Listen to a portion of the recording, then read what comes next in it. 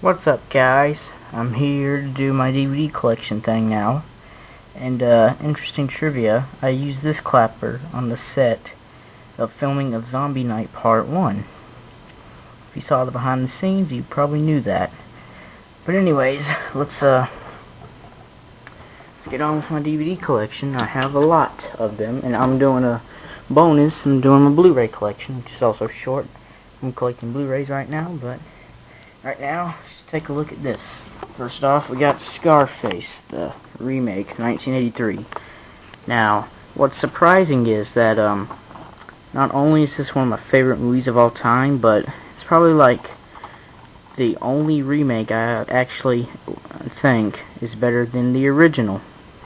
Call me crazy. I mean, I like Boris Karloff and all those people, but this one, it's just, I mean, wow, you know. What can you really say about it? Really, yeah, that's Scarface. The Jurassic Park trilogy. Now let me say something. The VHS thing, I have Jurassic Park in VHS as well. You probably knew that if you saw my other video. That I do like both movies, the first two movies, and then Jurassic Park 3 I hate, because it's really boring. And the effects aren't as good as the first two. It's not a thrill ride. I don't even think a lot of people die. I mean, granted, not a lot of people die in Steven Spielberg movies, but, I mean, come on. This one was just, like, god-awful to me. The first two I do like. First one of my favorite movies of all time. Second one I thought was pretty good. Not as good as the first. So yeah, that's the Jurassic Park trilogies for you. Let's see. The old Batman series from the 80s and 90s. First one of my favorite movies of all time.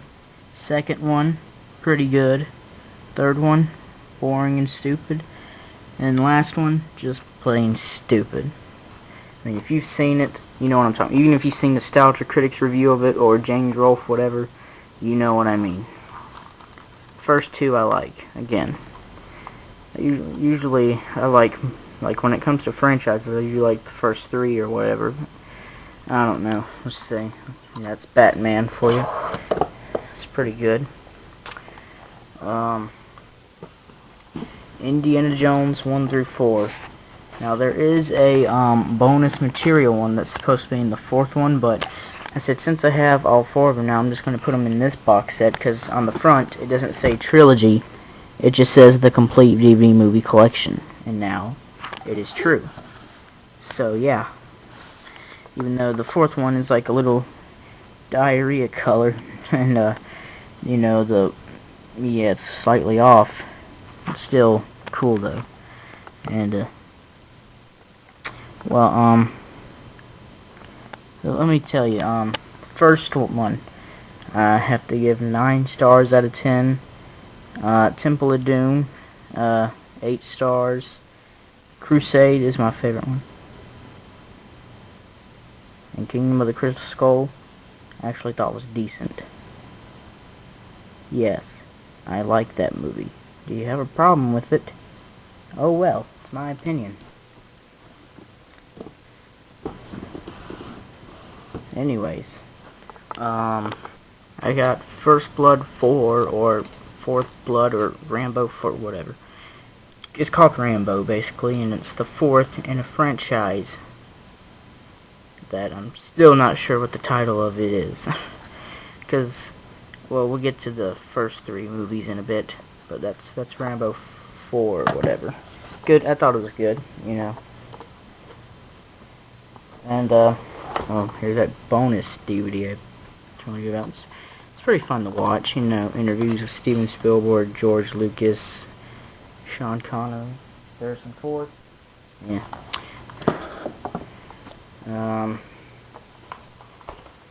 And, I got The Outsiders. To me, this is a really underrated movie.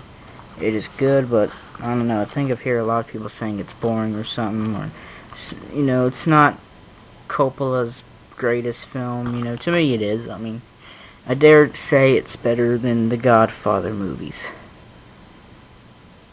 Yeah, I know. If I was in front of a crowd, they would have thrown stuff at me by now. But you know, I'm not. I don't hate the Godfather movies, except for the third one. But you know, just don't really follow the crowd a whole lot. You know, and here's Jaws, another critically acclaimed best movie of all time or ever. I agree with that. This is one of my favorite movies ever. It is better than Jurassic Park and Indiana Jones, so let me just leave it at that. If you haven't seen this Steven Spielberg movie, then you need to go. No, don't even rent it, just buy it. I know you'll like it. This is the 30th anniversary edition. I believe it has Richard Dreyfuss and Roy Scheider on the bonus disc, interviews, and Robert Shaw's dead now. Well, he's been dead for years, but Roy Scheider's been dead since 2006. This is 2005, 30th anniversary, because it came out in 1975. Richard Dreyfuss is the only one alive. It's kind of sad, really. Rest in peace to Roy Scheider and Robert Shaw. I have Gremlins 2. I wonder where the first one went, because I have that too. It's probably up here.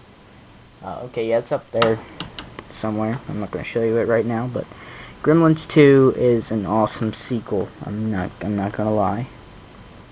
Well, I wouldn't say better than the first, but I liked it. It's pretty cool, man. Kind of makes fun of itself, and I guess a lot of people didn't like that, but I don't see how you don't like it. It's pretty funny. Anyways, now we got a TV thing. The old 90s Batman animated series, which is one of the best cartoons ever. Cartoon shows, you know what I mean. It's, first volume, if you want to call it a season or whatever. But, pretty good show, everyone knows that. Anyone who's seen it is, It's got something for all Batman fans, basically. Have I watched the 1960s shows yet? Not yet, but I want to. But the problem is, it's on a channel I don't even get anymore. I can't find any on YouTube, so, yeah. And to my knowledge, it ain't on DVD or VHS either, so. And apparently somebody's texting me, but I'll answer that later. Right now, let's see, Who Framed Roger Rabbit? Another great Robert Zemeckis film. Actually, I hadn't even mentioned him yet, so that just made the another sound really weird, but I don't care who you are. If you crap, yeah, why not? If you've not seen this, you need to see it, and I can just list one reason why you should see it. That. Enough said. Moving on. I don't really know what to think about this one, Stephen King's Pet Sematary.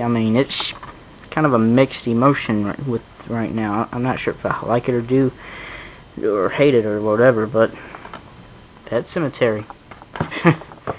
Okay. So another one of my favorite movies of all time, because I try to buy those whenever I can. One Flew Over the Cuckoo's Nest, which won 5 Academy Awards, and it deserves it.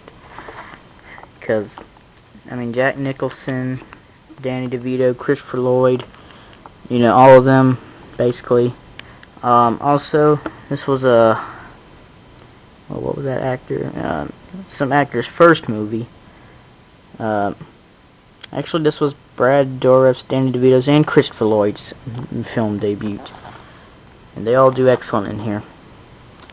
And, Jack Nicholson, come on, you gotta like him. He's one of those crazy people that are actually look like fun to hang out with.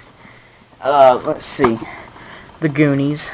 Come on, it's like well, I can't really say that because Super 8 came out second compared to this, but It's like a Super 8 of the 80s.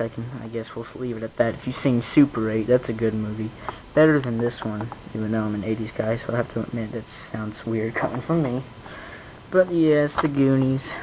I mean, I think everyone's seen this, because I know a lot of kids on my school bus who always do that truffle shuffle joke. You need to, if you don't know what I'm talking about, like I said, watch the movie, or maybe it's on YouTube, I don't know. Now, when it comes to Star Wars, I don't really like it on DVD, because you know what George Lucas does every single time. Yeah, I mean, I complained about it in the VHS thing, because I have A New Hope on VHS up there. Can't really zoom in on it right now, but, you know. So it's Star Wars. I mean, who doesn't like Star Wars? Come on. Now here's something, a lot of people usually say the sequels are better, but it's not true. The Rocky movies, I have all 6 of them, all of them are good. Well, except for 5, I hate 5. 1, 2, 3, 4, and 6 I like. The first one's my favorite one, of course, because that's how I am. 2 is so I think it's okay. 3 is decent. 4 is pretty good.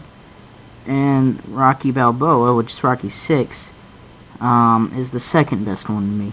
5, I wish would just go to hell. I mean, I'm sorry, but I don't like it.